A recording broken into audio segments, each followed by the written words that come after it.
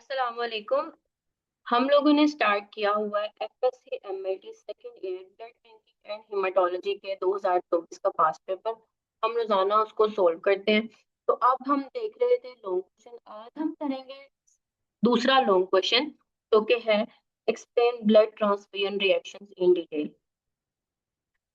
जो solve past paper है उसकी पिक्चर्स मैं आपको शो कर देती हूँ। आप इसका चाहें तो वीडियो को रोक के स्क्रीनशॉट ले लें, या मैंने बहुत आसान करके पीपीटीज तैयार की हैं, आप उनको भी देख सकते हैं, आप वहां से भी तैयारी कर सकते हैं।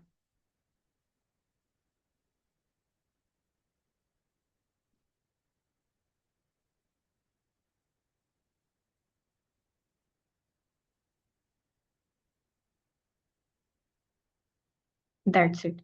यहाँ तक ये पास पेपर के अंदर सोल्व है। अब जो मैंने पीपीटीज तैयार की हुई है हम वो देखते हैं। ये video specially ambitious college of allied health sciences के स्टूडेंट्स के लिए है, फेडरल बोर्ड के स्टूडेंट्स के लिए। अगर तो आप पंजाब मेडिकल फैकल्टी के हैं तो उनकी भी बुक है, सेम है, एफएससी एमएलटी सेकंड ईयर की, ब्लड बैंकिंग एंड हिमाटोलॉजी। तो आप जरूर आप भी से देख सकते हैं। हम स्टार्ट करते हैं। Blood transfusion reactions. Blood transfusion reactions होता क्या है?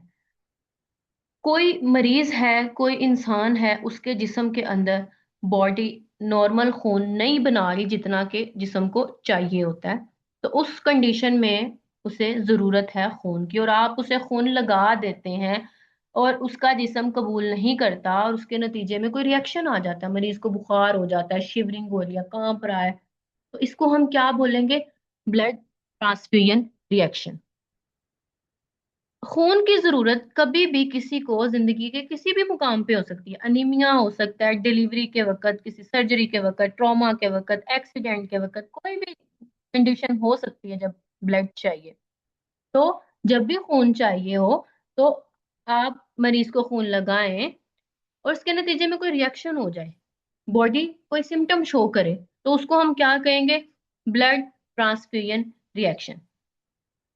ये एक ऐसी कॉम्प्लिकेटेड रिएक्शन है, तब होता है जब आप मरीज को खून लगाएं या खून का कोई कंपोनेंट लगाएं और उसका जिस्म कबूल ना करे।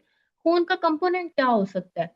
आप सिर्फ मरीज को आरबीसीज लगाएं, अगर डेंगू पेशेंट है तो आप उसको प्लेटलेट्स दे रहे हैं, सिर्फ डब्ल्यूबीसीज भी चाहिए हो सकते हैं, या फिर सिर्फ कोएगुलेटिंग फैक्टर्स चाहिए हो सकते हैं। जिस तरह का ब्लड प्रोडक्ट मरीज को चाहिए हम ब्लड बैंक में वो बना के देते हैं। आप मरीज को लगाएं और उसका जिस्म कबूल ना करे और बॉडी कोई रिएक्शन दे दे, तो इसको हम बोलेंगे ब्लड ट्रांसफ्यूजन रिएक्शन। कि आपने खून जिस्म में ट्रांसफ्यूज किया और उसके नतीजे में रिएक्शन आया। ये जो रिएक्शन है ये हल्की नौयत के भी हो सकते हैं और इतने खतरनाक हो सकते हैं कि मरीज की जान भी जा सकती है। ये क्यों होता है? डोनर कहते हैं खून देने वाले को। जो डोनर है और जो खून रिसीव कर रहा है, इनके दरमियान, इनके खूनों के दरमियान, इनके फैक्टर्स के दरमियान आपस में कंपैटिबिलिटी नहीं होती, आपस में सुलह नहीं होती। तो आपस में क्या, इनके जिस्म के सेल्स जंग करते हैं, लड़ाई करते हैं, इनका इम्यून सिस्टम एक्टिव होता है, तो उसके नतीजे में सेल्स को डैमेज कर देते हैं, खून को तोड़ देते हैं सेल्स को। तो इस रिएक्शन को बोलेंगे ब्लड ट्रांसफ्यूजन रिएक्शन। मेजरली अगर हम देखें तो ब्लड ट्रांसफ्यूजन रिएक्शंस दो तरह के होते हैं। एक होता है इम्यून मेडिएटेड रिएक्शंस और एक होते हैं non immune mediated reactions. Immune mediated reactions ऐसे रिएक्शन हैं कि आपने खून लगाया मरीज को और मरीज का इम्यून सिस्टम फौरन एक्टिवेट हो गया, मरीज की आर्मी एक्टिव हो गई, मरीज का जिस्म एक्टिव हो गया, उसके फौजी एक्टिव हो गए, और उसने समझा कि जो बाहर से खून आ रहा है ये दुश्मन है, ये जरासीम है, ये फॉरेन बॉडी है, और फौरन क्या करेगा? उसको मारेगा, आरबीसी को तोड़ेगा। ये वाला जो रिएक्शन है ये इम्यून मेडिएटेड है कि आपके जिस्म ने रद्द अमल किया। और जो नॉन इम्यून मेडिएटेड रिएक्शंस हैं इसके अंदर जिस्म कोई रद्द अमल नहीं करता, जिस्म ने रिएक्शन नहीं किया, आपने खून इतना ज्यादा दे दिया, आपने आयरन इतनी ज्यादा ओवरलोड कर दी कि मजबूरन ऑर्गन्स को रिएक्शन देना पड़ा। इम्यून मेडिएटेड रिएक्शन की टाइप्स हैं hemolytic reactions, febrile non-hemolytic transfusion reaction, allergic reactions, graft versus host disease, transfusion related acute lungs injury. ये हम सारी एक एक करके वन बाय वन आगे डिस्कस करेंगे। नॉन इम्यून मेडिएटेड रिएक्शंस में है ट्रांसफ्यूजन एसोसिएटेड सर्कुलेटरी ओवरलोड और आयरन ओवरलोड। सबसे पहले हम देखेंगे हिमोलिटिक ट्रांसफ्यूजन रिएक्शंस। जब भी मरीज को आप खून लगाएं और मरीज का जिस्म समझे कि ये जो बाहर से आरबीसीज आए हैं ये फॉरेन बॉडी है, ये दुश्मन है, और उसके नतीजे में क्या हो, आरबीसीज की डिस्ट्रक्शन हो जाए, हमारा इम्यून सिस्टम एक्टिव हो और आरबीसीज जो डोनर के आए हैं बाहर से समझे कि डेंजरस है, ये खतरनाक है, और उस पर अटैक कर दें, तो इस रिएक्शन को हम बोलेंगे haemolytic transfusion reaction. Haemolytic transfusion reactions दो तरह के हो सकते हैं। एक है खून लगाया और तुरंत रिएक्शन आ गया, तो फौरन उसको फीवर हो गया, मतलब एक्यूट हिमोलिटिक ट्रांसफ्यूजन रिएक्शन। आपने मरीज को खून लगाया, फौरन रिएक्शन नहीं आया, लेकिन कुछ दिनों या हफ्तों बाद रिएक्शन आ गया, तो ये कौन सी टाइप है, ये होगी delayed haemolytic transfusion reaction. Acute delayed reaction दिनों या हफ्तों बाद होगा। Acute haemolytic transfusion reaction, acute haemolytic transfusion reaction तुरंत होता है, हमारे जिस्म की जो इम्यून सिस्टम है वो एक्सेप्ट नहीं करता बाहर से आने वाले आरबीसीज को, और फौरन रिएक्शन दे देता है within minutes to hour. ये क्यों होता है, जब ए बी ओ इनकम्पैटिबिलिटी होती है, ज्यादातर ये इस वजह से होता है, आपने खून चेक ही नहीं किया होता, या शायद कोई मिस्टेकनली जो है वो गलत ब्लड ग्रुप इंड्यूस कर दिया होता है, तो इस वजह से ये एक्यूट हिमोलिटिक ट्रांसफ्यूजन रिएक्शन हो सकता है। इसकी वजह से क्या होता है, जब बंदे को तो हीमोग्लोबिनीमिया हो जाता है, यानी कि जो बंदे के आरबीसीज हैं वो डिस्ट्रॉय हो रहे हैं और उसके अंदर से हीमोग्लोबिन रिलीज हो के ब्लड के प्लाज्मा के अंदर जा रही है। और दूसरा होगा हीमोग्लोबिन यूरिया। हीमोग्लोबिन यूरिया क्या होता है, कि हीमोग्लोबिन यूरिन के अंदर आएगी और यूरिन का जो कलर है वो डार्क या फिर डार्क ब्राउन हो जाएगा, डार्क। इसकी वजह से या तो मरीज शॉक में जा सकता है, उसकी किडनीज डैमेज हो सकती हैं, इवन के डिसेमिनेटेड इंट्रावेस्कुलर जो है वो कोएगुलेशन हो सकती है, जो कि बड़ी खतरनाक कंडीशन है। सिम्टम्स क्या आएंगे आपके पे, या तो जहाँ पे आपने आईवी लगाई उस साइड पे दर्द, कमर में दर्द, डार्क कलर यूरिन, लो बीपी, फास्ट हार्ट रेट, सांस लेने में मसला और गुर्दे फेल। आप ऐसे मरीज को कैसे फर्स्ट एड प्रोवाइड कर सकते हैं, कैसे मैनेजमेंट कर सकते हैं, जो भी ट्रांसफ्यूजन लगाई हुई है सबसे पहले तो उसको रोकें, मरीज को ज्यादा आईवी प्रोवाइड करें, उसकी हिमोलिसिस और डीआईसी की मॉनिटरिंग करें, आरएफटीज चेक करें, शॉक को ट्रीट करें और सपोर्टिव केयर प्रोवाइड करें। नेक्स्ट टाइप है डिलेड हेमोलिटिक रिएक्शन, जो कि होते हैं आरएच एंटीबॉडीज या फिर सेल एंटीबॉडीज की वजह से।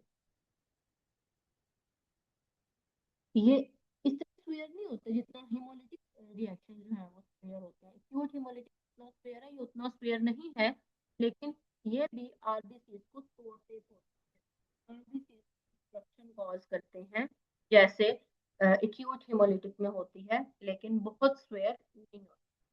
अगर आपको कोई एमसीक्यूज आए कि इन दोनों में से स्क्वेयर कौन सा है, तो आपको बताएंगे कि एक्यूट ज्यादा। सिम्टम्स, फीवर, स्किन का कलर, आंखों का कलर येलो हो जाएगा, और हीमोग्लोबिन लेवल लो होगा क्योंकि आरबीसीज की डिस्ट्रक्शन हुई है, और डीएटी जो टेस्ट है वो पॉजिटिव आएगा। आपने इस कंडीशन की मैनेजमेंट कैसे करनी है, जब भी आप करें आपने जो क्रॉस मैचिंग है वो केयरफुली करनी है। आप मरीज के हीमोग्लोबिन चेक करते रहे और पेशेंट को सपोर्टिव केयर प्रोवाइड करें। नेक्स्ट है febrile non haemolytic transfusion reaction, FNH3। ये ट्रांसफ्यूजन रिएक्शंस में सबसे ज्यादा होने वाला रिएक्शन है। हमारा इम्यून सिस्टम, हमारा जिस्म, जिसको आपने खून लगाया होता है, उसका जिस्म रिएक्शन देता है उसके खिलाफ। जो आपने खून लगाया है उसके अंदर मौजूद WBC, WBC कौन कौन से होते हैं? 5 तरह के। ये जो सारे सेल्स हैं इनके खिलाफ हमारा इम्यून सिस्टम एक्टिव हो जाता है और उनको अपना दुश्मन समझता है और मारने की कोशिश करता है। उसके नतीजे में क्या होता है कि रिएक्शन कॉज होता है, साइटोकाइंस एक्टिव होने की वजह से बुखार होता है, शिवरिंग होती है, दर्द होता है। और अगर बता नहीं पा रहा होता लेकिन पा रहा होता है, महसूस कर रहा होता है अपने अंदर।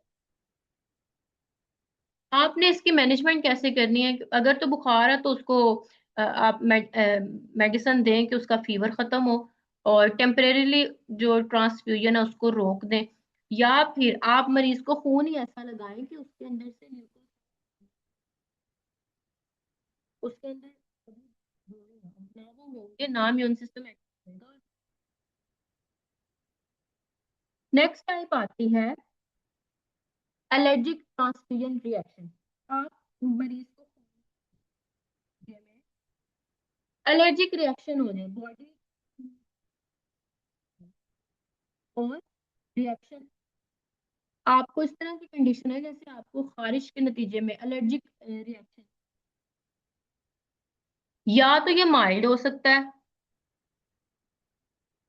या फिर ये स्वेयर हो सकता है। माइल्ड में क्या होता है, एक हम कंडीशन को बोलते हैं आर्टिकेरिया, यानी कि जिस्म पे पकड़ बन जाते हैं, उर्दू में हम बोलते हैं पकड़, अपनी स्किन से थोड़ा सा ऊंचा बन जाती है सरफेस और वो लाल हो जाते हैं, बार बार खारिश होती है इससे, स्किन पे रैश हो जाते हैं, ये माइल्ड कंडीशन है।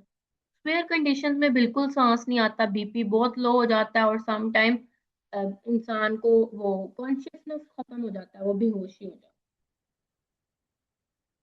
मैनेजमेंट आपने कैसे करनी है? क्योंकि सांस लेने तो आपने ऑक्सीजन थेरेपी देनी है, ऑक्सीजन प्रोवाइड करनी है, एंटीहिस्टामिन्स देनी है या फिर एपिनेफ्रिन।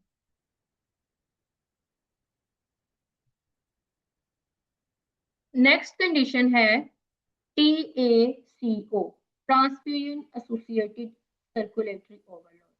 जब आपने मरीज को ट्रांसफ्यूजन कर रहे हैं तो आपने इतना ज्यादा ब्लड दे दिया है, इतनी ज्यादा फ्लूइड दे दिया है और इतना ज्यादा स्पीड पे आप दे रहे हैं कि बॉडी की जो है वो एक्सेप्ट नहीं कर पाई उसको। एक्सेसिव ब्लड हो गया, एक्सेसिव फ्लूइड हो गया आपके सर्कुलेटरी सिस्टम के लेवल से ज्यादा, तो हमारी सिम्टम्स देना शुरू हो जाएगी। सिम्टम्स क्या होंगे? सांस नहीं आएगा, जगुलर वेन स्वेल हो जाएगी, लंग्स में पानी पड़ जाएगा, हार्ट बीट तेज हो जाएगी, बीपी तेज हो जाएगा। आपने इस कंडीशन की मैनेजमेंट कैसे करनी है? फौरन मरीज को ऑक्सीजन प्रोवाइड करनी है, मेडिसिन देनी है जो कि डायूरेटिक्स हों, बार बार यूरिन आई एक्स्ट्रा फ्लूइड निकले, और फ्यूचर में जब भी ब्लड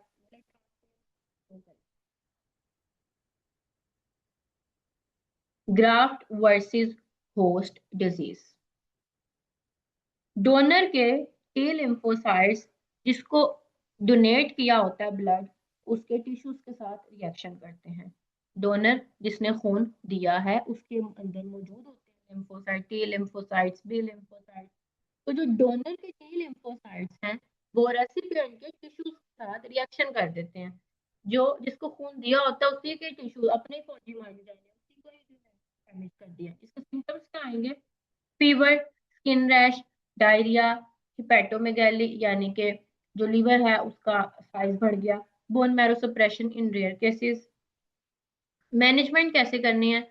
जब भी आप कोशिश करें ब्लड प्रोडक्ट दें तो वो इरेडिएटेड हो, यानी इरेडिएटेड ब्लड प्रोडक्ट रेडिएशन के जरिए आप, या इम्यूनोसप्रेसिव थेरेपी दें, ऐसी थेरेपी है और सपोर्टिव केयर प्रोवाइड करें मरीज को। नेक्स्ट है transfusion related acute lungs injury. Donors की जो एंटीबॉडीज हैं वो रेसिपिएंट के ल्यूकोसाइट्स के साथ रिएक्ट करती हैं।